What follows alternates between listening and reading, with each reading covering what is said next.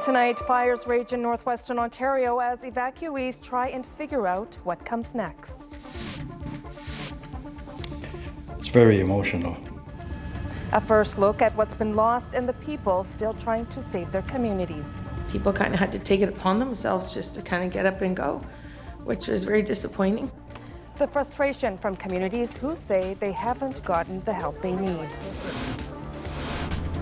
Millions in Canada and the U.S. deal with dangerous air quality, even inside. We had the air conditioning was running for about half an hour, but it didn't seem to be doing anything. And why some U.S. lawmakers are slamming Canada for all the smoke. And Donald Trump's primetime address claiming U.S. elections aren't secure. This data loss presents an unprecedented election security nightmare. The resurfaced falsehoods just months from the midterms. From CBC News, this is The National with Juanita Taylor. Thank you for joining us. Adrian is away. Several remote communities in northwestern Ontario are under threat tonight. Fast-moving wildfires forcing people to flee. Now the province is asking Ottawa to be ready to help. The fires also blanketing parts of the province and into the U.S. in thick smoke. Tonight, Toronto's air quality is ranked among the worst in the world. Currently, in Ontario, there are more than 180 active wildfires, including 24 new fires in the past 24 hours, most in the northwest. Evacuees have been arriving in Thunder Bay with harrowing tales of escape. There's exhaustion, but also frustration, as communities say they were left to evacuate on their own. Homes have been destroyed, livelihoods threatened. Cheyenne Desjardins shows us the uncertainty that lies ahead. Charred and unrecognizable. This is the first look at Namigusa-Segagan, also known as Collins First Nation, decimated by a wildfire. They are taking time to mourn. We are taking time to sit and talk and cry together. The community making the decision to flee by boat earlier this week, evacuated to Thunder Bay. Members from White Sand First Nation also choosing to go. We didn't have much time to grab anything. I left everything other than my kids and my pets and a couple pairs of clothes. Left scouring through mounds of donations in the hotel where they are staying. Some not sure where to even start. It's very emotional. I want to go back home and help all my other comrades over there. Oh, my heart's just pumping. Both First Nations saying they received a little support as massive fires inched closer to their communities. While firefighters and emergency personnel have worked tirelessly on the ground, the response from the Ontario Ministry of Natural Resources did not reflect the urgency of the situation. We had no help. They had no help, and they had to do it on their own. Nobody answered their cries. In Ottawa, the Assembly of First Nations Chiefs voted for the federal government to take immediate action, helping communities rebuild. Around 180 fires are burning in Ontario. Others are being told to prepare for the worst. But in Thunder Bay, the reality is the inn is full. There is not a single hotel room to be found. Even evacuees already here couldn't find space. I'm pitching a tent up behind my sister's place or behind my cousin's place. Everywhere else is all booked up. With so many fires out of control, Ontario's Premier is requesting federal help. We'll stand ready and will be providing additional assistance as needed.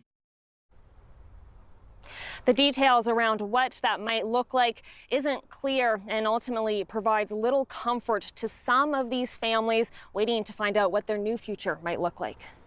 Cheyenne, what happens if another community has to evacuate?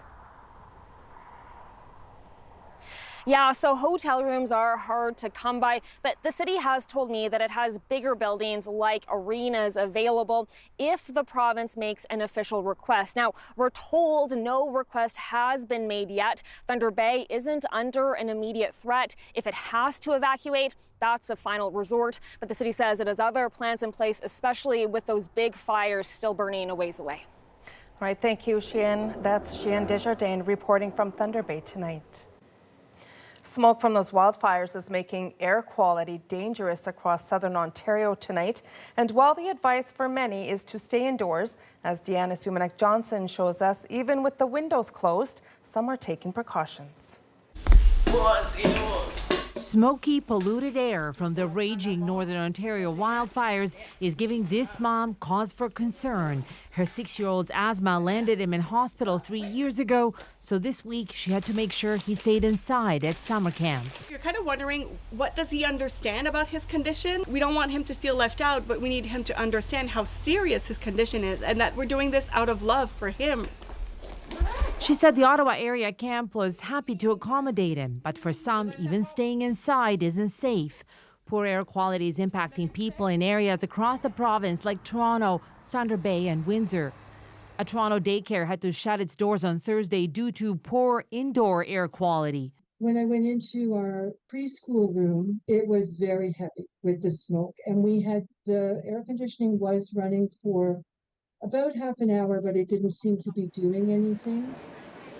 For those who have to venture out, respirator and anti-particulate masks are a hot commodity. The masks are really flying off the shelves. We've had a lot of folks come in looking for either KN95s or some sort of alternatives to make sure that when they're out running groceries that they can feel safe. Also in demand, air purifiers. This store is down to its last one. The short and long-term effects of breathing in smoky air are many, says this doctor. Smoke, you can feel it in your throat. You might feel a bit of a headache, feel unwell that day. And if you have underlying conditions like heart disease or lung disease, you could notice yourself having more trouble breathing. You could actually have an asthma attack, even a heart attack or stroke. She and other doctors concerned with environmental impacts on health say the wildfire season is no longer a surprise. It's sadly becoming a summer staple, and they want the government to act now, improving, for example, standards for air quality in buildings, but also tackling climate change. Deanna Sumanek-Johnson, CBC News, Toronto. Air quality is an issue in other parts of the country too. There are more than 880 fires burning in Canada right now, including at least 85 new fires today, the vast majority of which are out of control, forcing evacuation orders in some communities, including a new one tonight in a rural area of Halifax County. In BC, the wildfire threat is growing with nearly 40 active fires, including 2 triggering an evacuation order for the small town of Boston Bar and surrounding communities about 3 hours northeast of Vancouver. The Trans-Canada Highway is closed through the area, and officials have declared a local state of emergency. Wind is picking up in the village of Pemberton, north of Whistler, and residents are on standby to leave. The fire is burning just 5 kilometers from the highway through the community. Some U.S. politicians are blaming Canada for the smoke that is drifting over the border, accusing this country of mismanaging the wildfires.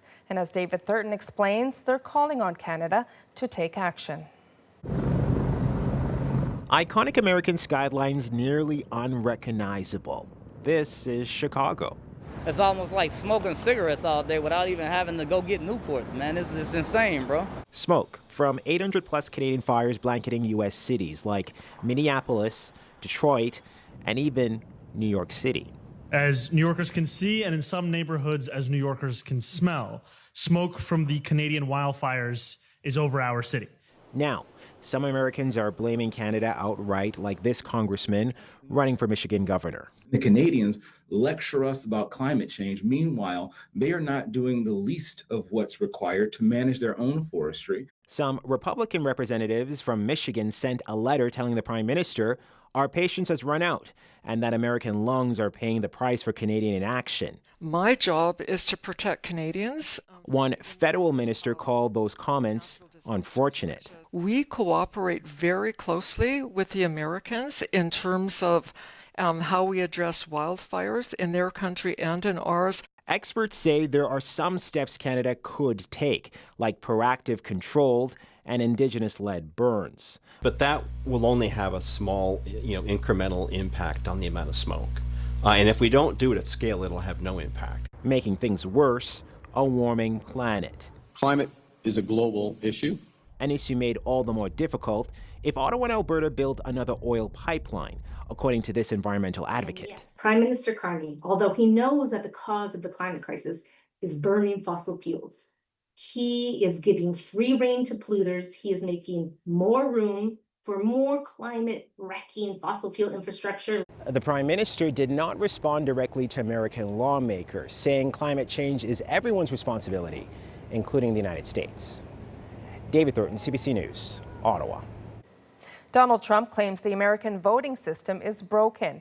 In a primetime address tonight, he made a series of stunning, even sensational allegations about voter safety and pointed to what he calls new evidence.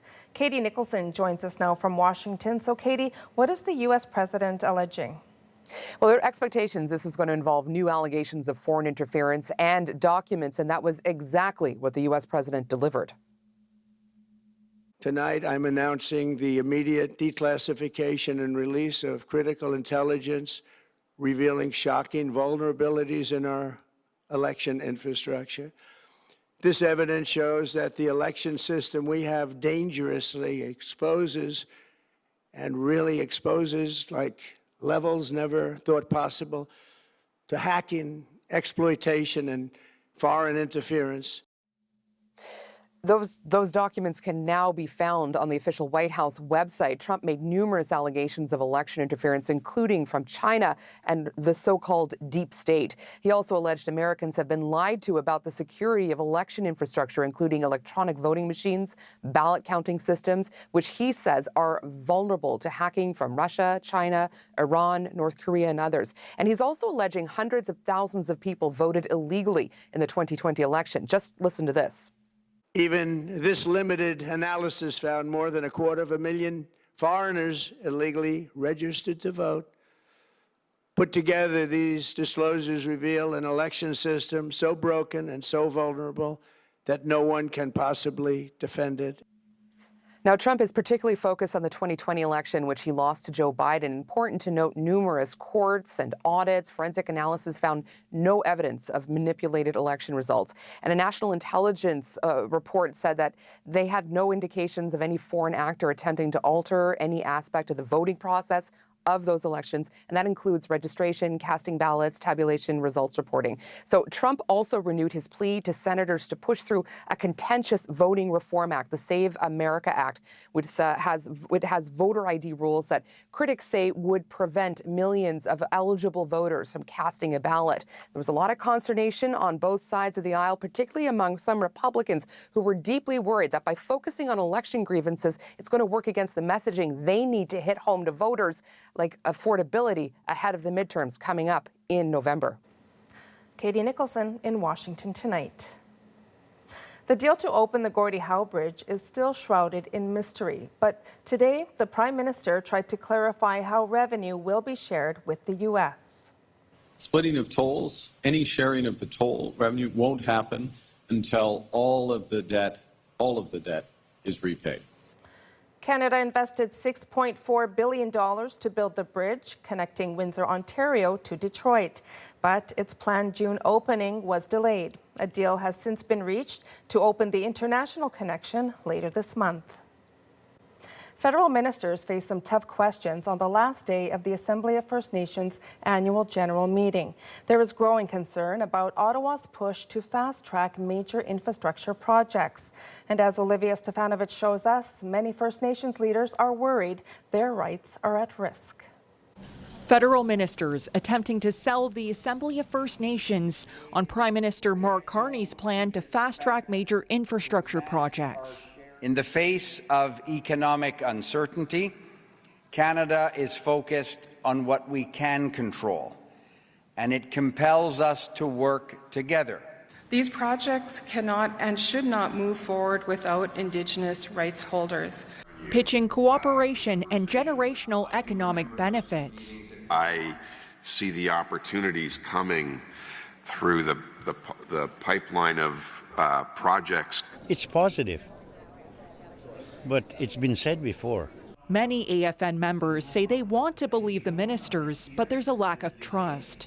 We've been promised the world, and a lot of things haven't come through. There has to be more consultation happening not at the final stages of when they're going to do the major projects. The resolution is before you.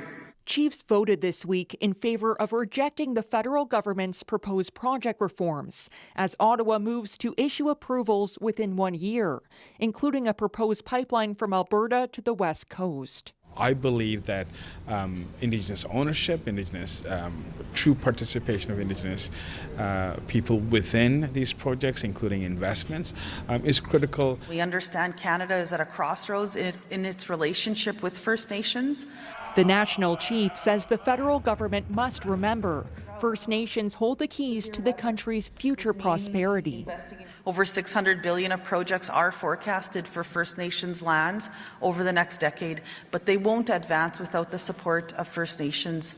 The next big test in the relationship will come at the end of October, when First Nations, the premiers, and the Prime Minister hold a historic First Nations First Ministers meeting. Olivia Stefanovich, CBC News, Ottawa. There's outrage in Ukraine tonight after President Volodymyr Zelensky ousted Popular Defense Minister Mikhailo Fedorov. Thousands gathered outside the president's office in Kyiv, calling for Fedorov to be reinstated. He's widely credited with modernizing Ukraine's military, expanding its use of drones and other technology in the fight against Russia. His removal was part of a broad government reshuffle. Ebola is spreading at a record pace in the Democratic Republic of Congo, and calls are growing for international help. As Ashley Burke shows us, scientists in the UK have joined the fight, now testing a vaccine targeting the strain behind the outbreak. A stark sight, mass graves filling up. 2 months into the Ebola outbreak, almost 800 people have died. The virus spreading through the Democratic Republic of the Congo, outrunning teams trying to contain it. It's now the third largest Ebola outbreak on record, and in the past months it has expanded faster than any previous outbreak. Officials say there are now more than 2,000 reported cases of the Bundi-Bujo strain. The majority of deaths, those who didn't get medical help. Ill, most likely for weeks, and passed away in the community without approaching care at all, and would only be diagnosed because we take swabs just before they're buried. The WHO says testing is up, detection times down, and treatment centers growing. But intensifying conflict is cutting off access to those who need help. More than 1 million people displaced in camps or on the move. Really quickly, it's reached 3 provinces, and then now we are 5 provinces. So it's spreading quite fast because people are moving really. His organization is on the ground, providing emergency aid and urgently calling for a bigger medical response. It's heartbreaking to do not manage to go faster than can. In the UK, scientists at Oxford University are racing to test a vaccine based on the same technology as its COVID shot. And that is a type of vaccine technology we've been working with for over decades. We've got a lot of experience at adapting that very quickly. Their Ebola vaccine for this strain, the first in the world to enter human trials. We will be looking for rare risks that have been seen with other similar vaccines. Those researchers here in the UK are also preparing for potential clinical studies in Uganda next. That country has now released its last Ebola patient from hospital, and if there are no new cases, can declare itself Ebola-free in 42 days. Ashley Burke, CBC News, London. It could become easier for Canadians to get an important Alzheimer's medication. Canada's drug agency is now recommending that public drug plans cover lecanemab under certain conditions. The treatment is shown to slow the progression of early-stage Alzheimer's. The drug costs about $30,000 a year. Health Canada approved it last year. This is a reversal of the agency's earlier decision. Chinese-made electric vehicles are beginning to arrive in Canada tonight. The EVs are part of a deal Mark Carney made with Beijing 6 months ago. Alexander Silberman explains the potential impact for drivers and for the industry. Futuristic, fully electric, and a fraction of the cost of the competition. These Chinese built and designed electric vehicles, some of the first to arrive in Canada after the federal government struck a deal to let in 49,000 annually. All the world is speaking about the Chinese brands, and we receive a lot of interest. Dongfeng is the latest Chinese automaker to unveil its offerings to Canadians, including the Nami Box 01, expected to sell for between $25,000 to $35,000, according to industry experts. Ottawa agreed to dramatically lower a 100% tariff on Chinese EVs in January. China's strengths in electric vehicle sector are undeniable. In exchange for Beijing dropping some duties on Canadian canola, the impact could be significant for consumers. The price of everything has gone up so much, and the price of gas. People are looking for affordable options. Last year, Canadians paid an average of $60,000 for an EV. Some Chinese cars could be entering the market for half of that. It is putting pressure on other manufacturers to come up with vehicles that will come at a comparable price. Canadian sales are up. In May, more than 18,000 EVs and hybrids were sold, an increase of more than 19% from a year earlier. But industry experts say Chinese manufacturers are only looking to Canada as a gateway. It's like a rehearse to come to Canada, because their real goal is to, of course, enter the United States. The federal government says the deal with China will lead to joint venture manufacturing in Canada. EV models like this one are still waiting on approval by Transport Canada. They're expected to hit the market early next year. Alexander Silberman, CBC News, Montreal. The UK is set to swear in its 7th Prime Minister in 10 years. We will create a more streamlined state with a clearer purpose. Andy Burnham's goals and the political gauntlet facing him ahead. Plus, sudden stardom for a duo from Saguenay. Weird is in, the alien appeal that's getting rock star attention. And a creepy crawly moment for this reporter. Anything can happen on live TV. We're back in 2.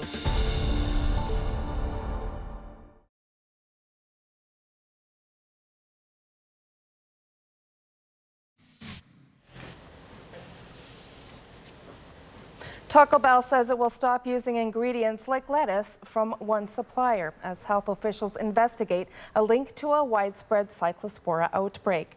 The change only affects restaurants in some U.S. states. Reports suggest shredded iceberg lettuce supplied by Taylor Farms to Taco Bell restaurants may be tied to the parasite that has made thousands of people sick. The British government is urging FIFA to investigate Argentina's men's team over a political message displayed at the World Cup after its semi-final win over England. During celebrations, players held up a banner reading, "The Malvinas are Argentine." The islands, known in the UK as the Falklands, are at the center of a long-running sovereignty dispute. The two countries fought a 10-week war over them in 1982. A mysterious Canadian rock duo is having a whirlwind year. The masked musicians from Saguenay, Quebec, are packing venues around the world and drawing record-breaking festival crowds. As Magda Gebrasalasa tells us, it's an impressive feat that for a band just 6 months ago was virtually unknown. The sound, the look, and the language is out of this world. Angine de Poitrine, the experimental rock duo out of Quebec, has taken the music scene by storm. It's very pure, it's very inviting, inclusive. The wacky time signatures, and yeah, it's just very bizarre. It's upbeat, it's creative. The band went viral after its performance video was released by a Seattle radio station. Drew a massive crowd at Montreal's Jazz Festival, the largest since Stevie Wonder played there in 2009, and has sold out shows across Canada, the US, and Europe. As people, we have like a real thirst for something like authentic and true and meaningful. She's not the only musician locked in. Shania Twain, Deadmau5, Dave Grohl, and Jack White are fans. White had the band open for him in Toronto this week. So what's behind all this buzz?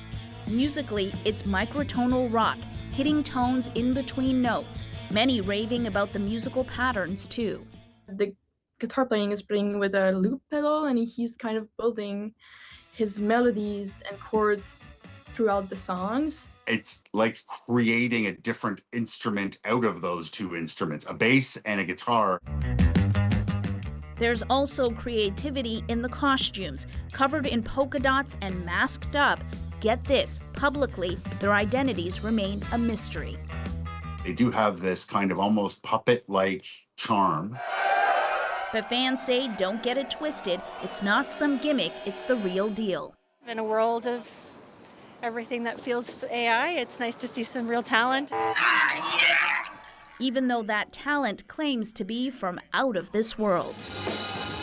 Magda Gebre-Selassie, CBC News, Toronto. Next, we head to Manchester to learn more about their former mayor, now about to be the Prime Minister of the UK. I think he's the right sort of man, what we kind of need at the moment. A closer look at Andy Burnham and the challenges he faces next. Plus, the extra threat in the air as that wildfire smoke drifts across Ontario. Old smoke was far more toxic. We explain why ahead.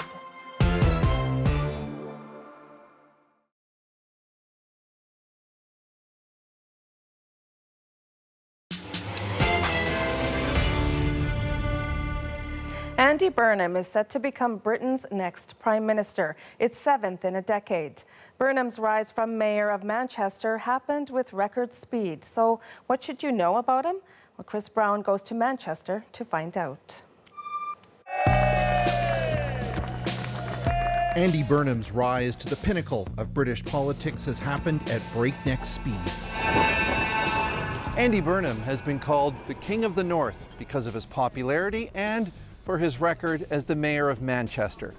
So what do we know about him? We will create a more streamlined state with a clearer purpose. Burnham has framed this as a do-or-die moment for Britain, with the country politically divided and economically weakened. He served in former Prime Minister Tony Blair's cabinet starting in 2005 as the Mayor of the Greater Manchester Combined Authority, before winning 3 terms as the Mayor of Greater Manchester. Sir Keir Starmer brought Labour back to power nationally with a huge majority just 2 years ago. But when he faltered as leader, Burnham made his move. Everyone can feel that the country isn't where it should be. Tonight just could, be the turning point. Andy Burnham, 24,920. He won a by-election in June and challenged Starmer for his job. People's wages haven't been growing. Canadian Duncan Iveson is the president of Manchester University, and he's worked closely with Andy Burnham. He says Burnham's superpower is a type of retail politics that Starmer completely lacked. The ability to listen, read a room, the ability to get your ideas across. I think Keir Starmer really struggled to do that. You're going to see someone who can connect with people in that sort of grassroots way. He certainly has been able to do it here in a city of 3.5 million people. Can he do it in a country of 70 million people that is as fractious and as challenging as it is today? Yeah, we'll see. While Burnham was mayor, Manchester's economy outpaced the rest of the UK, including London. Digital and financial services helped drive that growth, and public transit improved. Mark Wrigley owns the Atlas Bar on Deansgate in Manchester. I'm sure you've heard him say, lots of people have seen him say, it's not about politics so much, it's about the place. And that's certainly how I feel he's approached his mayoralty here in Manchester. And you forget politics, and it's been more about what do we need to succeed in this place. Still, national politics is a different beast. Collaboration is harder, the demands heavier. Wrigley says small businesses like his need help on things such as lowering payroll taxes. Just for our business alone, it doubled our employers' cost in 1 year. So we went from paying about £27,000 a year to last year £60,000 payable before any of these staff do any work. That's just the privilege of having them on the payroll. It's crazy. Burnham says he intends to devolve or move some of the operations of the country's Prime Minister's office up to Manchester, a sort of number 10 north. So one of his big ideas is to take that devolution concept that's worked well in Manchester and push that out to the rest of the country. We need London to be the amazing city that it is, but we have to find a way to get the second cities growing, to get other parts of the country benefiting from economic growth. The B network here, the yellow buses that go around, they are really good. I think Andy had a lot to do with making them cheaper for people, putting a £2 limit on the one-way ticket. I'm quite excited for a bit of a change, if I'm honest with you, and we've seen him a couple of times on the train, haven't we, going down, when we've been going down to London. He's always been sat in the standard class. He's never been sat up with everybody else, so I think he's the right sort of man, what we kind of need at the moment.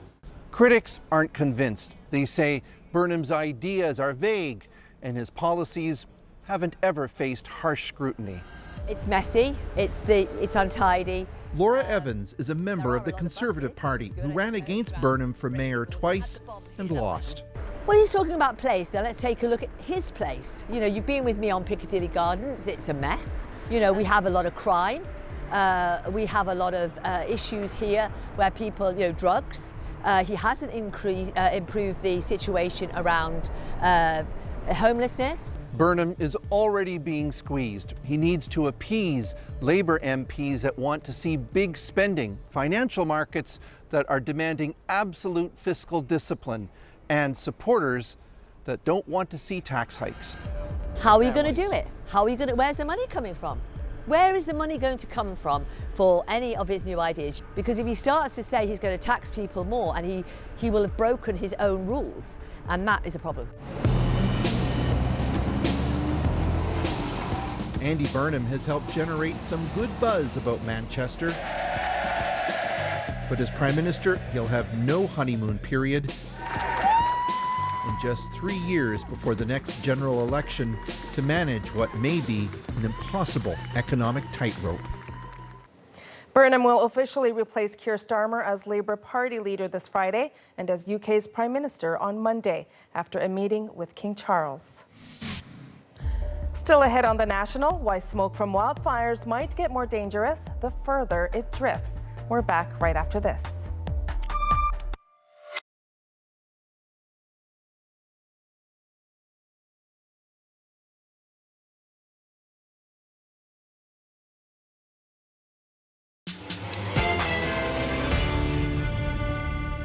I can smell it inside my apartment. I can taste it. Air quality warnings are in effect for millions of people in parts of Canada and the United States, as northern Ontario's devastating wildfires spread dangerous smoke south. It's hard to breathe. For another day, Torontonians face thick, hazy air, but that wildfire smoke may get more dangerous the further it travels away from the fire zone. We have an air purifier running constantly in the house. And as Johanna Wagstaff looked into last summer, scientists are learning that as the smoke drifts, chemical reactions can make it more toxic for your health. This smoke is fresh and already dangerous, but get this, it may actually be worse for your health a few days from now. Because as smoke travels, it changes. When smoke particles react with other molecules in the air, they undergo a chemical process called oxidation, the process of adding an oxygen molecule to a compound and losing an electron. So these compounds with only one electron are unstable and highly reactive. We call them free radicals. More and more research shows that when you inhale them, those free radicals can damage cells and tissues. And the longer smoke lingers in the atmosphere, the more these free radicals are made, making it all the more toxic to breathe. So you can imagine that this wildfire plume is like a reaction vessel, and lots of different processes are happening, induced by the water, induced by the sun, induced by the wind, and these oxidants. So the molecules that we're breathing are not the same when the plume has aged, is what we call it. One study compared two smoke compounds, one that forms right when that fire starts burning, and one that forms later when smoke reacts with pollution like nitrogen oxides in the air. So researchers actually exposed human lung cells to both, and the results were clear. the old smoke was far more toxic. Here's where it gets tricky. It's not just about how old the smoke is, it's also about how much of it you're breathing. Concentrations usually drop as a plume travels, so sometimes the risk can actually be lower the farther away you are. But there's this sweet spot, or more like sour spot, where the smoke has had time to build up those toxic free radicals and is still thick enough to make it into your lungs in harmful amounts.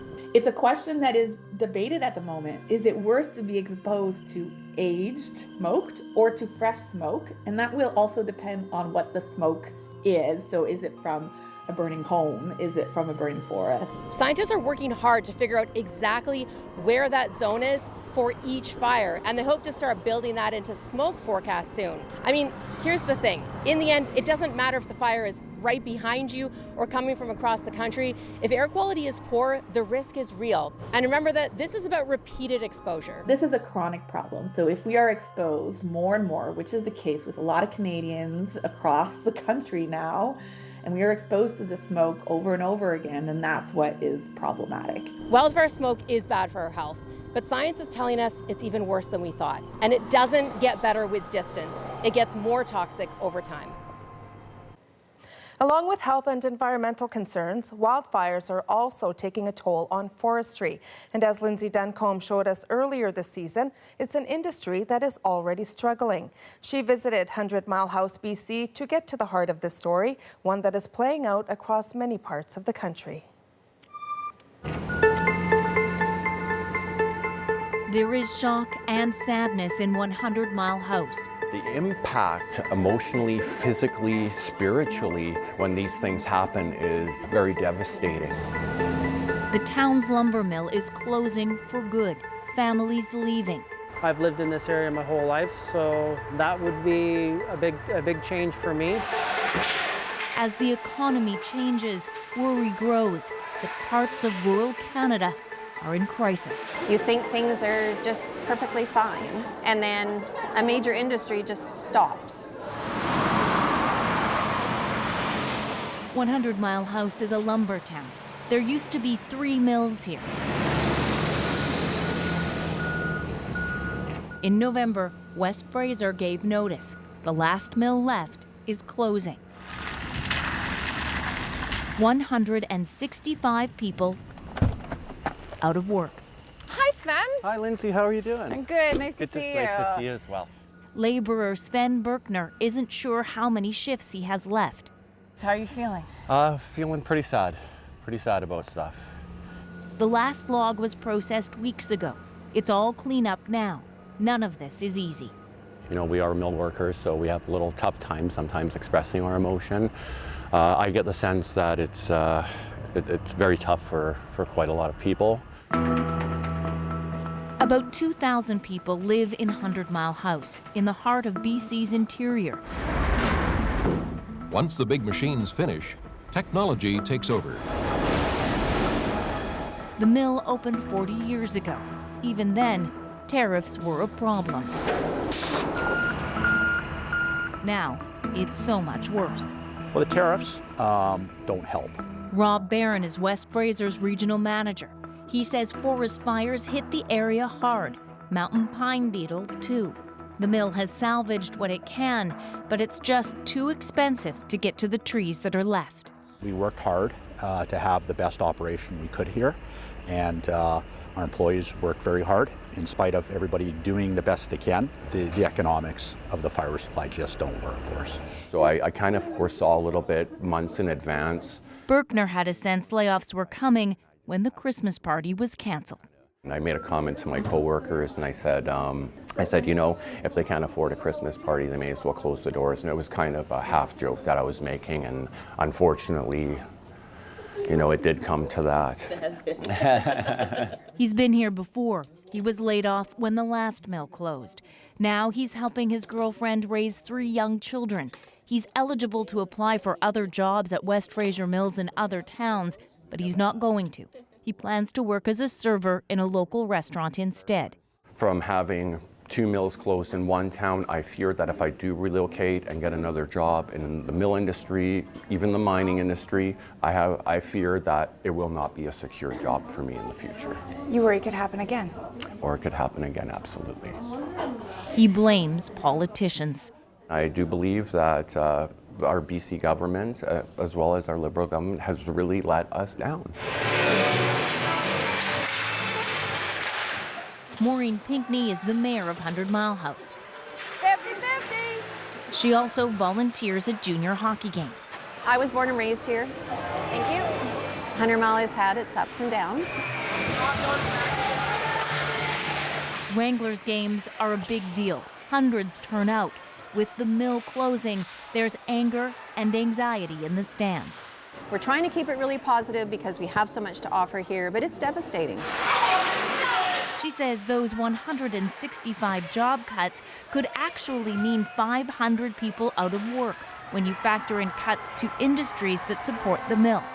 Everyone's affected, and not just workers that are with the mill. They have spouses, and we may end up losing some nurses because if they have to transfer to work somewhere else. The emergency room here has already had closures because there isn't enough staff. Losing nurses would make it worse. And then there's taxes. The entire budget for 100 Mile House is $3.5 million a year. $460,000 of that came from the mill. Not anymore. So that's a big hit.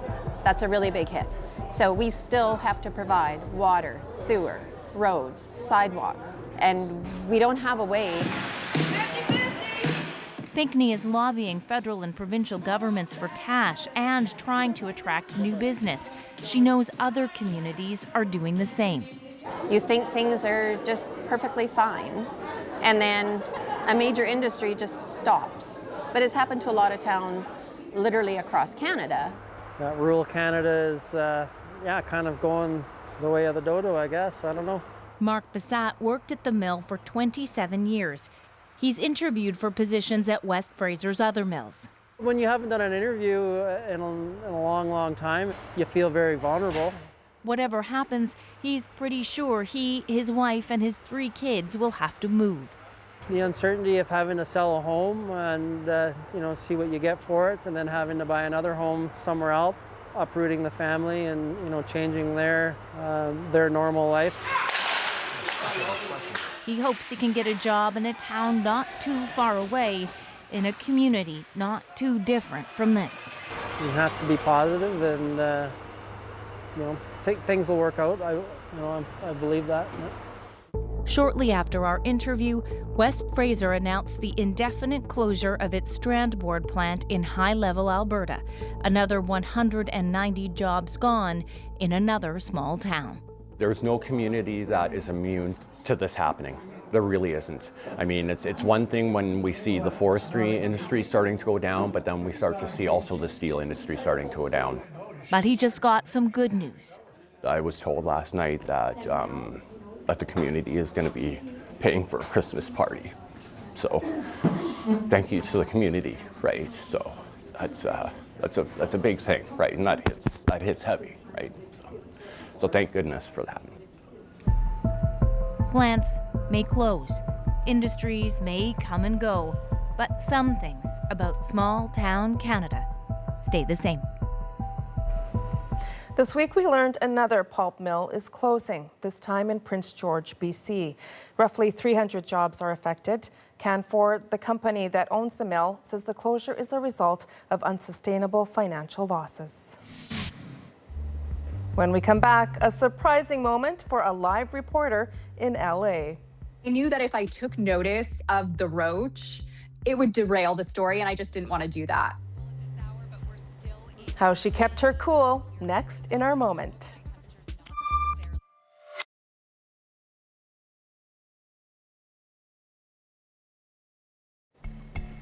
Well, this is Rachel Menitoff, a reporter for a Los Angeles news station. See that on her chest? Yeah, that's a cockroach. Menitoff kept her cool when that massive roach landed on her during a live report. How she powered through that moment makes our moment tonight.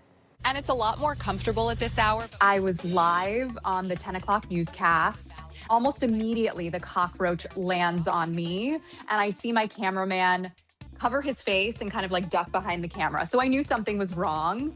I felt it crawling on my arm, and then at the very end, it flew onto me unexpectedly. I knew that if I took notice of the roach, it would derail the story, and I just didn't want to do that. I said to myself, you know, let's just get through this moment and then you can shake it off afterwards. I was doing a story about the extreme heat, and these cockroaches ironically thrive in the heat. And I had seen them on the ground. I just didn't realize they fly. Immediately, I started getting text messages from the anchors like, "You're my hero." When you're in the field, you face a lot of elements. This was the most dramatic. And then I went home and washed my clothes. Well, Rachel says this type of cockroach is one of the biggest ones in LA, as you just saw there. It was only on her for a few seconds, but she definitely kept her cool. And now Rachel is a hero in my books too. Well, from all of us at The National, thank you for being with us tonight. I'm Juanita Taylor. Take care.